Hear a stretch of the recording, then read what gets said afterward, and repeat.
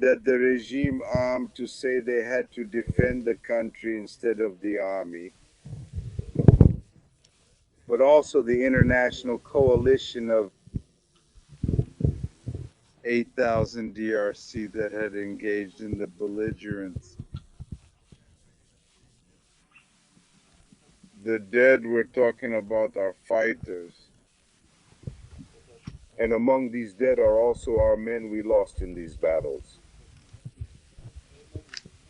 The manipulation around the statistics and others, that's the regime of Kinshasa.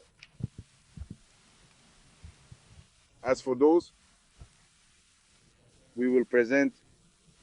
We voted decisively for full transparency in the meticulous management of the issue, especially considering that the temporary interim measures are being strongly endorsed and supported by the International Committee of the Red Cross, the ICRC, the Red Cross, for which we appreciate the support in these times of harassment. The vandals cut off the water,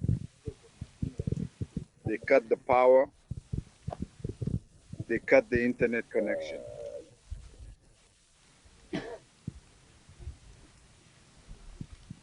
Of course, upon our arrival, it was immediately evident. Providing water in the city, electricity and work progressed in a positive manner to the extent that it initially seemed promising. Nonetheless, we continue to encounter challenges, largely due to ongoing issues. While water problems have been significantly mitigated, electrical concerns persist. In fact, with only 74% of electricity restored thus far, the root cause lies in the infrastructure itself. Specifically, the SNEL line from which we obtain our power, sourced from the city of Goma, relies heavily on wood-based resources, making it inefficient. It's truly a grave crime against our people because the electrical line is now fully repaired and functional. Yet, despite this fact, the authorities in Kinshasa are deliberately refusing to send the much-needed electricity back to the people and city of Goma as a means to punish the residents there.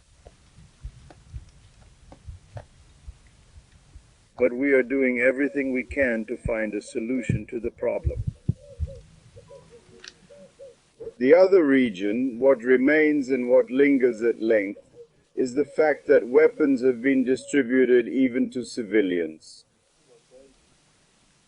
And today there are many weapons circulating in the city. The Wasalendo group and the other forces, including the FRTC, some of them, despite the danger, have chosen not to flee. They continue to stay hidden in various houses around the city. We take this opportunity to ask them, to tell them they are Congolese, we are Congolese, they need not fear. Let them come. Let them join the revolution, the change, and those who will not want to will be demobilized fairly and strongly. Let them not be afraid. Let them come out and see the authorities that we are.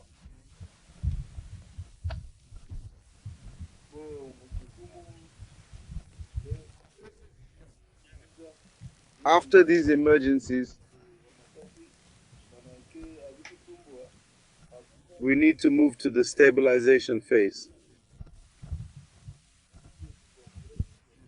This is the phase we just started, or we started yesterday. The first task was to set up and manage the territory. In addition, we have officially appointed a governor for the strategically important Nord Kivu province, along with his 2 officers, who will assist him in managing the key areas effectively. They are going to take the official oath tomorrow and should immediately start working right away, since there is indeed a vast amount of work and many responsibilities to be done. At the same time, we have appointed a new mayor and his deputy, the mayor of the city. In the same way, we will install them starting tomorrow. The city mayors have also been appointed and the work starts tomorrow. It was opportunism at play. The administrators of the Nyiragongo territory were also appointed of Rutshuru et de Masisi. On a désigné un adjoint important et compétent pour le territoire diversifié et complexe de Masisi. Les autres conseillers et leaders. At Dutour, there is a deputy and others will gradually join. It's largely due to this initial phase of stabilization efforts, and in particular the genuinely warm and kind welcome we've received from the local population. Expectations from various quarters are enormous, and we measure diligently, we look carefully, we have there the measure of huge responsibilities that are fundamentally ours to meet and uphold. Responsibilities that belong to the new provincial executive. We came to serve the population. We came for the Congolese. We came to bring changes. We could no longer stand by and watch what was happening at these levels. As part of this stabilization, starting next week, we will commence educational activities. So schools will reopen.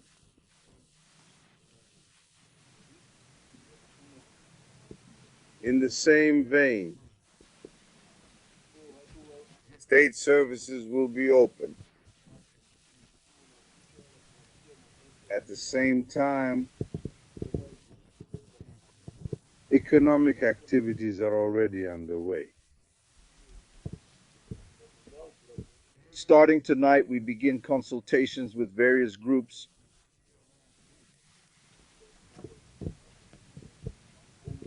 The FEC, civil society. Of course, all necessary cooperations. Because work, at least the challenging task we face, is undeniably huge, and it requires the active involvement and cooperation of everyone, without exception. The goal is to involve the entire population in the north of Bok, in work and in changes. Here are some summarized ways. What we want to present to you, and we say we are available for a few questions. It won't be long. We'll take at most 5 questions. But let each journalist make an effort to ask only one question. And only one. I don't mean because you are strong in strategy that I will ask a question with 2 or 3 parts. Asking a question, it will allow other bodies to be so everyone can ask their question.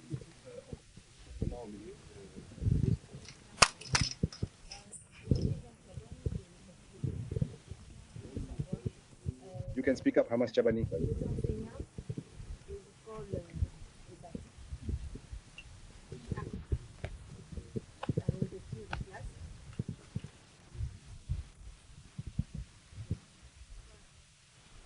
They haven't started yet, but they're already mentioning facts. Let's see. We will think together to see what will happen. We haven't worked. We're already getting paid. This is a problem.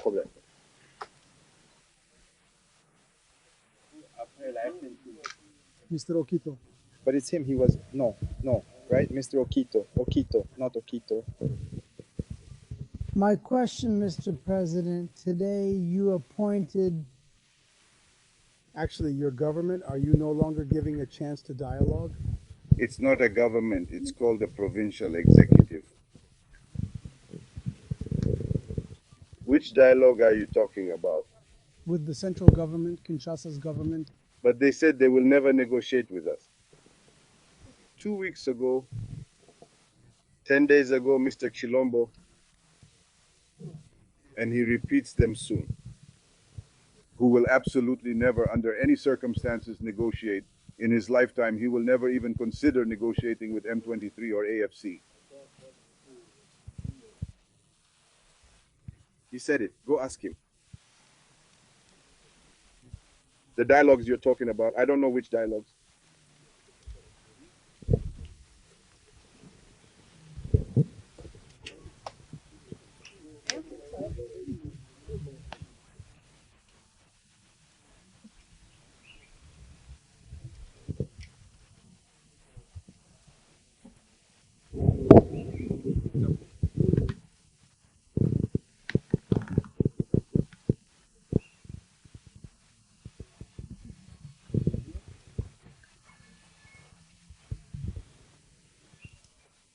No.